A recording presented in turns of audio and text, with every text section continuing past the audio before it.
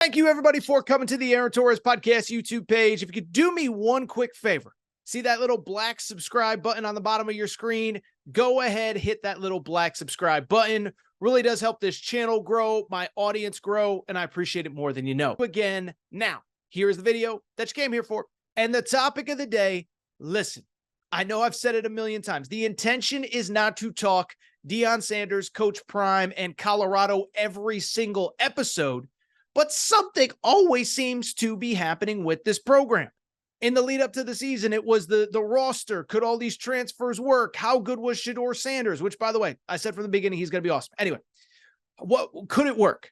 Then it was, could they beat TCU? Then they beat TCU. Then Coach Prime brought his receipts. Then it was, can they beat Nebraska? Then they beat Nebraska.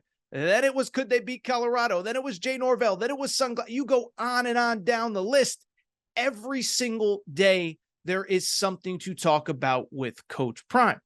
And it's funny because the more that I talk about it, two things happen. One, you guys and girls tune in. Everybody seems to be interested. But I also hear nonstop, Torres, you're talking too much, Coach Prime. We don't care. We're not interested. We got to move on. Well, a funny thing came out on Tuesday morning that basically confirms everything that I've said and all the reasons that we continue to talk Coach Prime, Colorado on this show. It is because even if you guys and girls tell me you're tired of Coach Prime, you're sick of it, you don't want to hear about it anymore, well, the numbers say the exact opposite as you guys are tuning in at record numbers to watch the Colorado Buffaloes play football on Saturdays. That's not just my opinion, but it is fact, as since we last recorded on Monday's show, we got two very interesting pieces of information about Colorado football. And again, just how much you guys and girls care, even if you say you don't. What are those pieces of news? Well, on Tuesday, we got the TV rating for the Colorado State game on Saturday. And to be clear, on Monday, you started to see rumors. We'll get the official number on Tuesday, but it's going to be really big. And I sat there and said, okay, well, like what is a really big number for Colorado State, right? Because remember, this was a 10 p.m. local time kickoff. This was Colorado State versus Colorado. We're talking a group of 5 team versus Colorado, which was up until 6 months ago, or really a year ago when Coach Prime got the job in December, the worst team in the Pac-12. If I had tried to talk Colorado State on this show a year ago, you guys, I would have been fired from my own show, and it's got my name on it, and I own it. You guys wouldn't have listened. I don't think Colorado State was like one of the top 500 games that anybody cared about last year. I bring it up to say, oh, you guys and girls cared on Saturday. Why is that? We got the TV rating, and how about this? 9.83 million people watched Colorado State, Colorado. 9.83 million people tune into a 10 o'clock Eastern time game featuring Colorado State and Colorado, two schools that you could not have cared less about a year ago. And so what it speaks to me is you tell me you hate Coach Prime, but you tune in. First of all, let me give some context on this number and just how absurd it is. First of all, as crazy as the 9.83 is, it's actually even crazier when you break it all down. The number actually peaked. First of all, 9.83 was the viewership, but the number actually peaked at around 11 million viewers a little bit after 11 p.m., which is insane in and of itself. And this was the stat that threw me for a loop. John Oren, who covers TV ratings and stuff, sports TV media, I think it's for the Washington Post or something, I don't know, but I saw him put out this stat. He said that over 8 million people were still watching Colorado State at 2:15 Eastern time when that game went to overtime. That is insanity. And think about it from this perspective. One, if you take out Colorado State, the second highest rated game on Saturday, you know what it was? It was Georgia, South Carolina.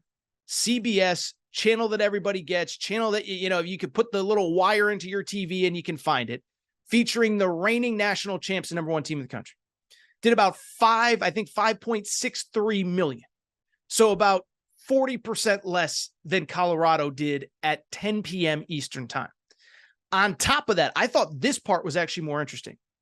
Tennessee, Florida was the game before Colorado State, Colorado, okay? Tennessee, Florida, two huge national brands, two teams that have won national championships in the last 25 years, two SEC schools, huge fan bases, state schools, did about 5.2 million viewers, which is by no means a bad number. But just think about it like this. What that means to me, 5.2 for Tennessee, Florida, 9.83 for Colorado. It means that if every single person who was watching Colorado or watching Florida, Tennessee left their TVs on for Colorado State, Colorado, none of them went to bed. None of them left the house. None of them had their wives or girlfriends or husbands, whatever, make them change the channel. That means that there were still an additional 4.5 million people who'd flipped the TV on at 10 p.m. Eastern time just to watch Colorado State. So it is unbelievable to me, and it speaks to something that I truly believe. Coach Prime has created, I think, maybe the single biggest regular season sports story a college sports story that I can ever remember. That sounds crazy. It sounds like hyperbole. But when you have 9.5, almost 10 million people tuning into a game at 10 o'clock at night, I don't know how else to take it. Now, why I think that, a couple things. One, Coach Prime, he is what every great sports story is. He is, you tune in because you love him or you tune in because you hate him. Now, you guys and girls know where I stand. I actually like it. I think he's great for college football. I think, listen, there's a lot of bluster and whatever, but he's about kids. He's about the right things. He wants to help out, and he's doing it his own way. I have loved this story from the beginning. But at the same time, this is what all great sports stories are. Whether it's Michael Jordan's Bulls, Shaq and Kobe on the Lakers, Coach K at Duke, the USC football teams under Pete Carroll, Alabama and Nick Saban prior to this year. You tune in because you love it, or you tune in because you want to see him lose. Belichick and Brady's New England Patriots. You tuned in to watch them win. You also tune in because, darn it, you wanted to see them lose. And so it sounds like hyperbole to say that this is the biggest college sports story I can ever remember, but I don't think it is. One, the TV ratings speak for themselves. I just told you.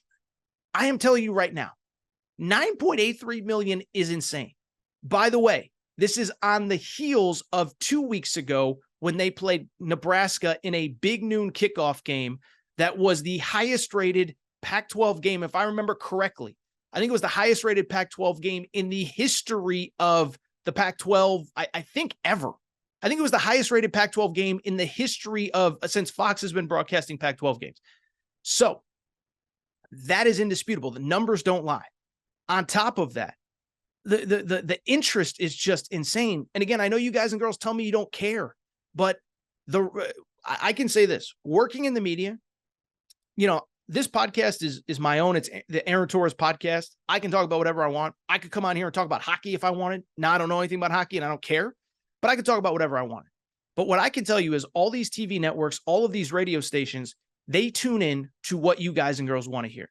So it is jarring to me when I was working out on Monday morning in Undisputed after an NFL Sunday, after the Cowboys beat the Jets and after whatever, the Patriots lost in primetime. Undisputed led their show with Colorado State. And they were justified, by the way. First Take is into it. I work for Fox Sports Radio. I love all my guys and girls at Fox Sports Radio, okay? But we kind of have an understanding. In NFL season, you talk NFL, maybe a little bit of college football here or there. The fact is, my colleagues at Fox Sports Radio, I see them talking Colorado. I see them talking Coach Prime because people care. And here's the crazy part. I don't think it's slowing down anytime soon. Now, I know the anti-Coach Prime people are going to sit there and say, well, what happens if they lose to Oregon? Well, first of all, the interest is going to be through the roof. I think it's very interesting. Remember, Florida State Clemson this weekend is being played at noon Eastern. Florida State Clemson. I mean, for a child of the 90s like me, Florida State was bigger than life itself. Florida State Clemson is a noon Eastern kickoff because ESPN and ABC wanted Colorado, Oregon in the prime slot at 3:30 Eastern. Now, some would say, why wouldn't they put it at 7:30 Eastern, 8 o'clock Eastern?